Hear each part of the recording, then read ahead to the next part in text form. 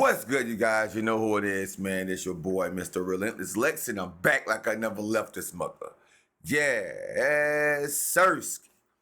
All right, so, man, you guys, we got Jaguar Wright dropping evidence saying Sidney Poitier, the actor Sidney, is worse than Diddy and the things that he have done. Now, Sidney, I think I was born whenever he was already probably on his way out of the world, probably. So, I was a young boy when he was doing his most hottest moments in Hollywood. But Jaguar says she knows a little something about Sidney too. Wherever Jaguar get her news or her tea from, bro, she's got a great plug, bro. I don't know how Jaguar be knowing this stuff, but she be on to it though. I swear she be on to it. So we gonna come with it, man. Spicy. I was gonna ask, who do you think, if a documentary was made of, will be the most damning? If, like, out of people you know, if they were to make a documentary? Sidney Poitier. Wait, what? A documentary made about the legendary Sidney Poitier would be the most damning in Hollywood? That's who Jaguar Wright is talking about? Girl, are you on something or onto something? Apparently, there's more to this man than anyone could ever imagine, because Sidney Poitier was allegedly the P. Diddy of the 50s and the 60s. That damn show kind of looking like, to be quite honest. And I thought about stuff. I don't even know if Sidney Poitier is Hey Siri, is Sidney Poitier still living?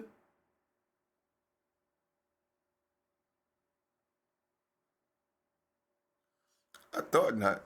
He died in 22. I'm about to say. So, but yeah, they damn sure almost can go for father and son, to be quite honest. Sidney Poitier asked people to buy into the system. Sam Cooke said we need to break the system and create a new one. Who lived? Child, I know for some people it may be hard to believe that Sidney was an animal like Diddy, but what if I told you that there are family members who are actually backing up Jack's claim that a documentary about Sidney Poitier would be the most damning one in Hollywood? I mean, we already have alleged family members saying that Sidney abandoned and dissed his family and that no one in his family wanted to associate with this man because of his behavior. Like one person wrote in the comment section, "I'm a Poitier, and the things I've heard about him ain't good. He dissed his whole family. He's my grandfather's cousin, and he left and never looked back on some BS." And someone else also said, "Wow, so we are related. My grandmother said the same thing and always got angry if you mentioned his name." Someone else also said that they used to do one of Sidney Poitier's daughter's hair in the 80s, and she didn't have good things to say about Sidney. And allegedly, another girlfriend told her that Sidney once approached her at a party, and it wasn't in a good way. It was kind of like the stories we've heard about how Diddy approached women at parties. So could Jaguar once again be onto something when she says that a documentary about Sidney Poitier would be the most damning one? Okay, for a bit of background about who he really was. When Sidney was 12, he quit school and became a water boy for a crew of pick and shovel laborers. He also began getting into mischief, and his parents worried that he was becoming a juvenile delinquent. So they sent him to Miami when he was 14 to live with a married brother, Cyril. Then in less than a year, he fled Miami for New York, arriving with $3 and change in his pocket, and he took jobs washing dishes and working as a ditch digger, waterfront laborer, and delivery man in the district. Life was definitely harder than he anticipated, because Sidney saved his nickels so that on cold nights he could sleep in paid toilets. One thing about Sidney is that he knew he wanted to be an actor, and when he read about an audition in New York, he tried his luck, but unfortunately it was a flop. He only had a few years of schooling, could not read properly, and he had a heavy West Indian accent, and because of that, Frederick O'Neill, a founder of the theater, showed him the door and advised him to get a job as a dishwasher. Well, he worked as a dishwasher, but he also bought a radio and practiced speaking English as he heard it from a variety of staff announcers. In addition, a fellow worker at the restaurant where he washed dishes helped him with his reading, and he finally won a place in the theater's acting school, but only after he volunteered to work as a janitor without pay. Fortunately, Sidney's lucky break came when another actor at the theater creator, Harry Belafonte, did not show up for rehearsal attended by a Broadway producer. And when Sidney took the stage instead, he was given a part in the production. From then on, Sidney had a tremendous impact in the entertainment world and on American culture as a whole as the first Black actor to reach major stardom on the big screen. Generally, he was known for roles that smartly portrayed racial injustice in America and defied the stereotypical notions of Black Americans. And by refusing to play stereotypes, Sidney was able to bring to life intelligent and well-rounded characters that provided positive representation for millions. As a result, he received his first Oscar nomination in 1958 for The Defiant Ones, and in 1963, he took home the Best Actor Award for Lilies of the Field. In addition, in recognition of his unique and groundbreaking career, he was also given an honorary Oscar at the 74th Academy Awards in 2002. Well, other than the prestigious awards in the industry, Sidney was also well recognized by the top dogs in the world. For instance, President Obama bestowed upon him an honor in 2009 for his contribution to American cinema and culture. Queen Elizabeth II gave knighthood to him in 1974, giving him the title Sir Sidney Poitier in the UK.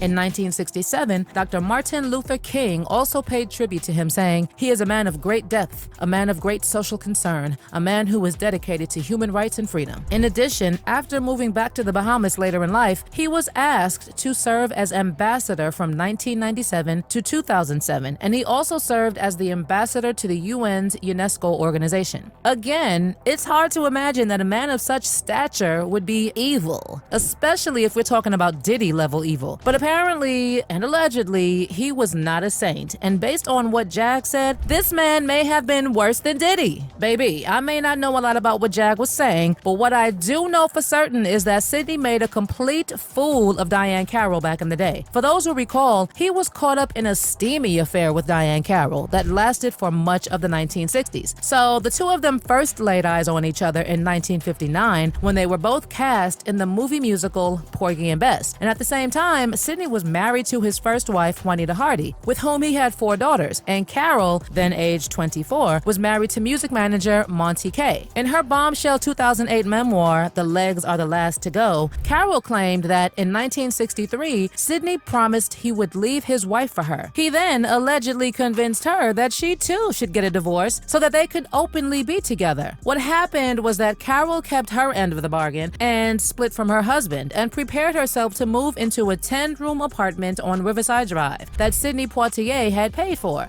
But she said that Sidney called her to say that he was having second thoughts about their romance and he was not gonna leave his wife. Carroll also wrote in the book, "Our wedding plans would have to be postponed. When the apartment was ready and I was about to move my daughter in with me, Sidney told me he didn't want her there. He changed the lock so I couldn't get into the Riverside Drive apartment. Then he made me write him a check to offset his purchase and decorating costs. I did as I was told, submissive and desperate." Now, Sidney eventually split from his wife Juanita Hardy in 1965, but the Hollywood heartthrob purportedly told Carroll that he did not want to jump straight into another marriage. Because Sidney told her that he was not about to jump into another relationship, Carroll started dating other men. And that is when Sidney's true colors started to show. Carroll wrote in her memoir that Sidney called her at her hotel, hurled all sorts of nasty insults at her, and then he yelled, "I know he just left your bed. I won't have you running around with other men. You belong to me." Does that sound familiar? It's kind of given what is happening right now with Diddy, and that's why we have people like Jag saying that Sidney was the Diddy of the 50s and the 60s. Well, it has also been said that Sidney actually put his hands on Carroll, and as much as that is not something she said in her memoir, that rumor was around back in the day. And if you ask Jag, she will tell you that there's no difference between what we are hearing about what Diddy did and what Sidney Poitier also did. She actually noted a few other things and said that what Sidney did to Eartha Kitt is despicable. The thing is, Eartha Kitt had revealed that prominent Black men in the industry, like Sidney Poitier and Harry Belafonte, wanted nothing to do with Black women, and she received backlash when she married a white man. But she had no choice but to settle due to every Black man she wanted refusing her. And this is exactly what Jag was talking about. Sidney Poitier was in love with Eartha Kitt,